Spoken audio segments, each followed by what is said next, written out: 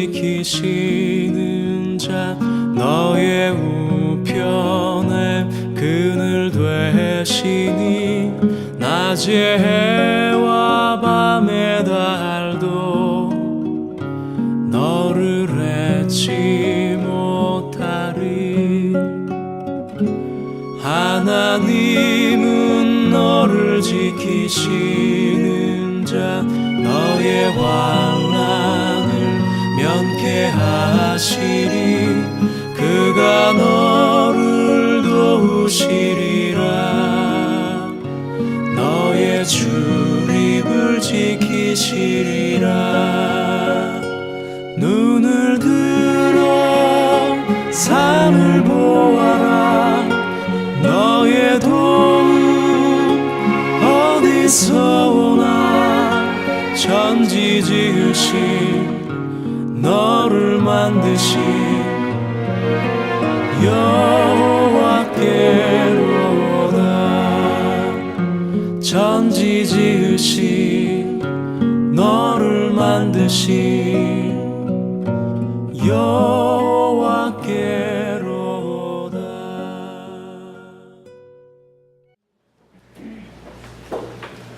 우리 기도의 모델은 주기도문입니다. 우리는 지난 주일에 주기도문을 통해서 무엇을 기도해야 할 것인가 하는 그리스도의 가르침을 함께 나눴습니다. 예수님께서 주기도문을 제자들에게 가르쳐 주신 이유는 두 가지였죠.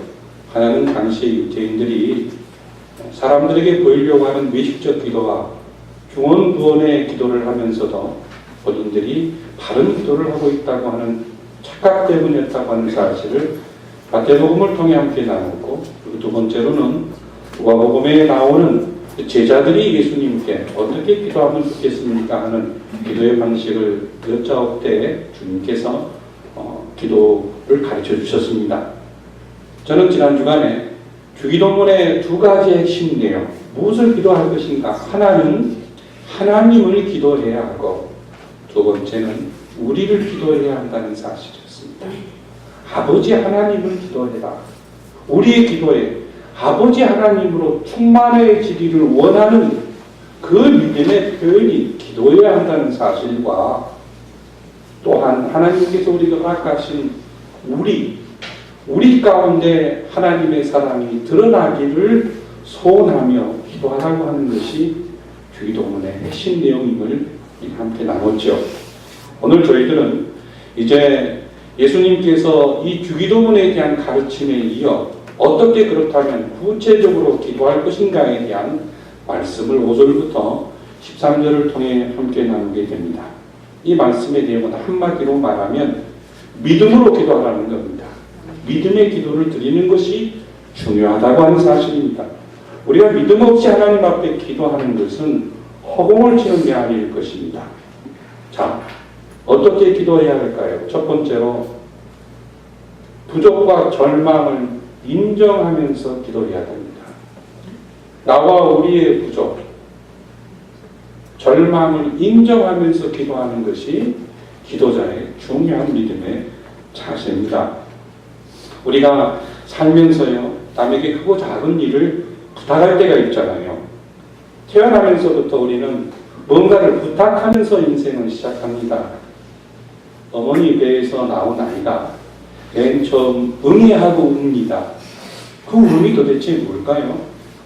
아버지, 저를 좀 부탁합니다. 어머니, 저를 좀 잘 봐주세요. 의사소통이 되지 않을 때 아이들은 웁니다. 배고프다고 울지요. 몸이 불편하다고 웁니다. 나는 이것이 부족합니다. 채워주세요라고 웁니다. 그 울음은 부탁하는 표현이라고 생각이 듭니다. 청소년기와 어른이 되었다 할지라도 내 스스로 내 모든 일을 다 해결하면서 사는 것은 아닙니다. 주변의 사람들에게 가서 부탁하기도 하고 좀 채워달라고 간청하기도 합니다. 사실 이 부족이라고 하는 것, 무엇이 없다라고 하는 것도 부족이지만 아픔도 부족이요, 슬픔도 부족이요, 내가 할 수 없는 그 상태가 다 부족입니다. 우리가 하나님 앞에 기도하는 것은 내 부족을 고백하는 것이에요. 이것이 기도의 출발이고 이것이 어쩌면 믿음의 출발이기도 합니다. 우리 믿음은 하나님이 왜 우리에게 필요합니까? 나 스스로 구원에 이룰 수 없다라고 하는 절망적 존재로의 내 고백 때문에 하나님이 필요한 것 아닙니까? 하나님께서 우리의 구원을 이루실 수 있는 유일한 분이라고 하는 신앙의 고백, 그 이전에 나에 대한 절망이 우리에게 존재하는 것입니다. 어떤 사람에게 밤중에 친구가 찾아왔는데 대접할 것이 없습니다. 우리가 이 말씀을 통해 기도자의 출발점을 예수님이 말씀하고 있죠. 밤이라고 하는 사실, 그리고 대접할 것이 없다고 하는 사실, 부족입니다. 부족해요. 어쩌면 이와 같은 인생이 우리의 삶 가운데 언젠가는 닥칠 것입니다. 그리고 이미 경험하신 분도 계실 거예요. 아니면 밤중에 현재 진행이 계신 분도 있을 겁니다. 자기처럼 인생의 밤을 맞이할 때 부족한데 이걸 누구한테 가서 부탁할 것인가? 본문에 등장한 이 사람은 내 부족을 채워줄 친구를 생각했습니다. 우리 집에는 먹을 것이 없는데 친구 집에는 먹을 것이 있다고 하는 것을 알고 친구 집에 찾아갑니다. 인생의 밤이 찾아오면 자기의 부족과 절망을 철저히 경험하게 됩니다. 부족을 느끼지 못하면, 절망을 느끼지 못하면 그 사람은 인생의 밤이 온 곳도 알지 못할 것입니다. 신앙은 나의 부족과 절망을 통해서 시작됩니다. 바로 예수님이 뒤에 말씀을 하셨는데 믿음의 비밀과 함께 바로 기도를 어떻게 해야 하는지를 발견하는 열쇠가 여기에 숨겨있다고 하는 사실입니다. 누군가 나를 도와주지 않으면 안 되는 절체절명의 상황. 산골에 한 소년이 살고 있었습니다. 하루는 비가 장대비가 쏟아졌는데 집 앞에 있는 나무가 그만 장대비와 번개에 맞아서 쓰러지고 말았어요. 이 소년은 길이 막혔기 때문에 이 길을 열기 위해서 본인이 나가서 이 나무를 치우려고 했습니다. 나무를 치우려고 무더내를 쓰고 최선을 다했는데도 불구하고 그 나무가 끄떡이지 않아요. 소년이 나무 앞에서 쩔쩔매고 있는데 그때 아빠가 나타났습니다. 얘야, 너 정말 내가 할 수 있는 모든 일을 해보았니? 야 아빠, 제가 저 길에 놓인 나무를 치우려고 제 온 힘을 다해서 한번 해봤습니다. 그런데 나무가 움직이지 않아요.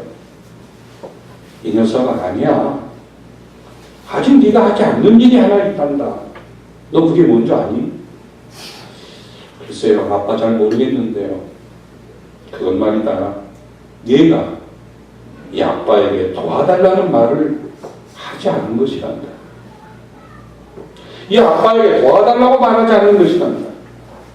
우리 인생의 밤이 닥쳤을 때 부족함으로 인하여 말할 수 없는 고통이 임할 때에 하나님께 부탁하는 일은 자녀로서의 권리입니다. 조건입니다.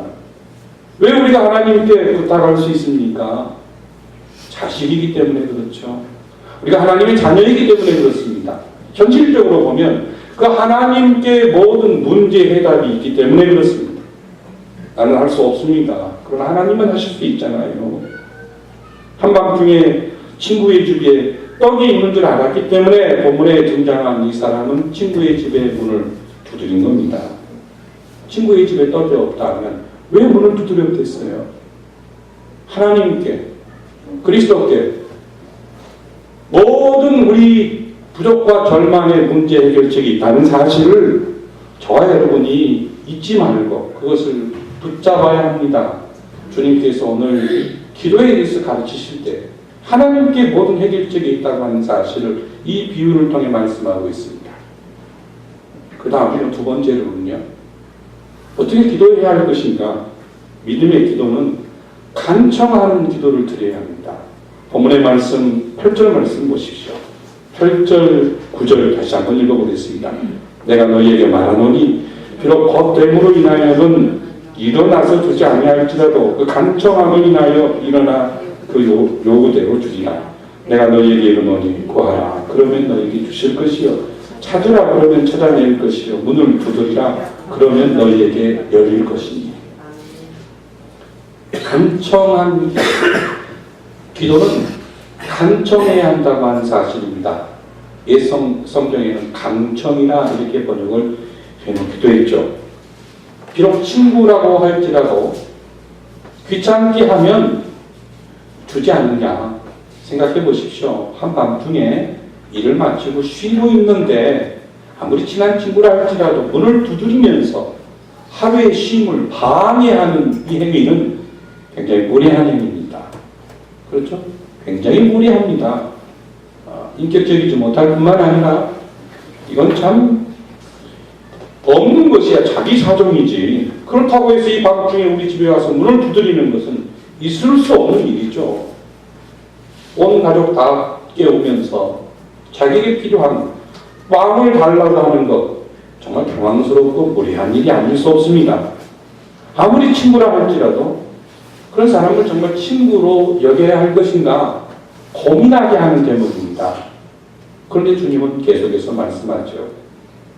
그렇게 간청하는 그 친구의 청을 못 이겨서 귀찮아서 빨리 보내버리고 쉼을 누리고 싶은 인간적인 그 친구가 간청을 결국은 들어주지 않느냐 이 말이죠.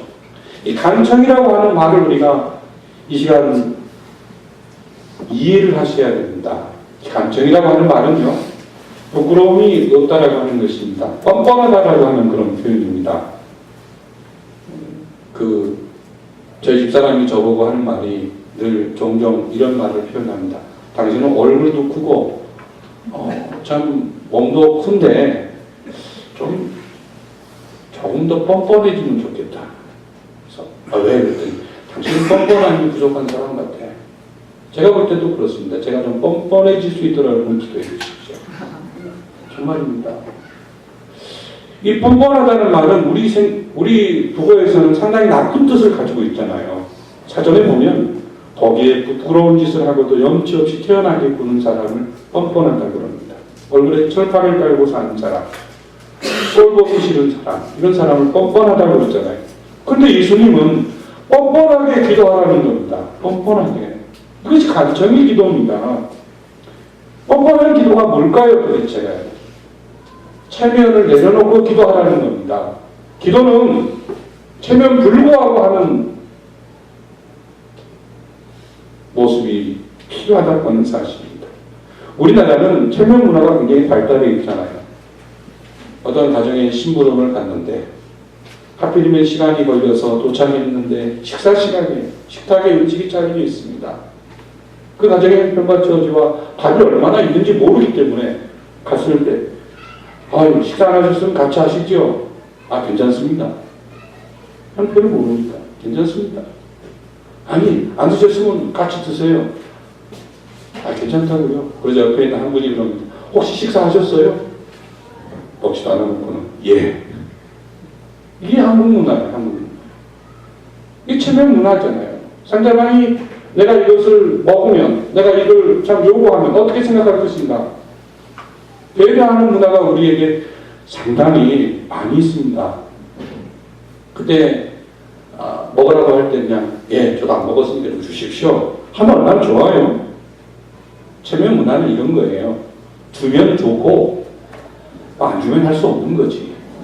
이런 자세입니다. 기도는 이렇게 해서는 안 된다는 거예요. 하나님이 주시면 뭐 좋은 것이고 안 주시면 그만이죠. 우리가 기도를 할 때 이렇게 체면 부리면서 기도에서는 절대 안 된다는 사실입니다. 체면 가지는 기도, 상황 봐가면서 하는 기도, 이렇게 해서 안 된다는 것이에요.